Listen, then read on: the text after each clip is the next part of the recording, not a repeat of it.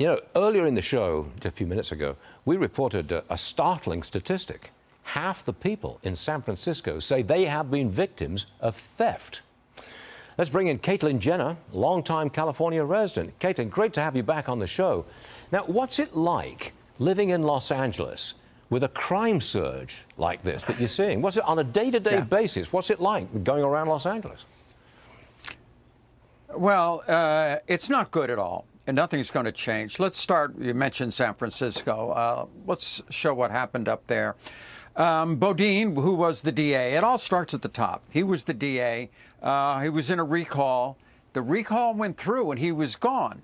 Well, Mayor Breed put in a new DA, a girl named Brooke Jenkins.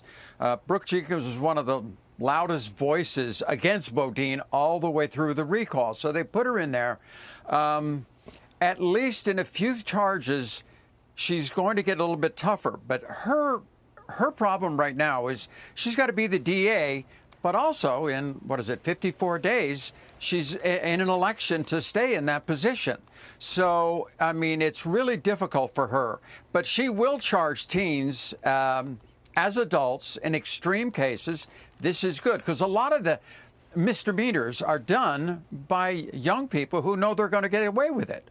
So that's kind of the situation right now in San Francisco. In L.A., Gascon, he was on a recall, and unfortunately, it failed. I was shocked it failed because he won't even try juveniles as adults. He won't, prosecute certain misdemeanors. Theft is like legal in L.A., and all the young people are doing it. So, to be honest with you, it's a mess. Yes, and you need a cultural revolution to get around it, too. Caitlyn, a school district in Ohio is telling teachers that they have no obligation to notify parents if a transgender or transitioning student wants to be called by a different name or pronoun. Parents are furious. Watch this. What are we teaching our children? It is not your responsibility to worry about moral values. That is the parental right. You are treading on parental rights all over the place, and you are also violating the Constitution. Caitlyn, what do you make of this? Teachers don't have to tell parents about what their children are doing in terms of gender preference. Leave our children alone. I am so against this. To see what has happened to our educational system, honestly, it started back in 1979 with Jimmy Carter starting federalizing education in this country with the Department of Education. And over these years, the teachers' unions have become more and more empowered and emboldened to do exactly what they want and to try to take the parents out of this. I am 100% for parental rights. I had helped raise 10 children. I have, here we go, Stuart, 21 grandchildren, okay, that are just starting into the educational process. I want the parents to be emboldened. They are the ones that are in charge of their children, not the schools. I want the schools to teach reading, writing, arithmetic, not gender pronouns and all of this. Leave our kids alone. I look at my own life, and if I would have been growing up in this environment, obviously I had these, when you're trans, you have it pretty much your whole life. And I don't know where my life would have gone if I would have been growing up in today's society with the teachers and the teachers' unions having so much power over things. I'm with you all the way, Caitlyn, but I'm going to change the subject dramatically. Let's talk golf. Rory McIlroy, totally against live golf players competing in the Ryder Cup. Here's the quote. I've said it once, I've said it 100 times. I don't think any of these guys should be on the Ryder Cup team.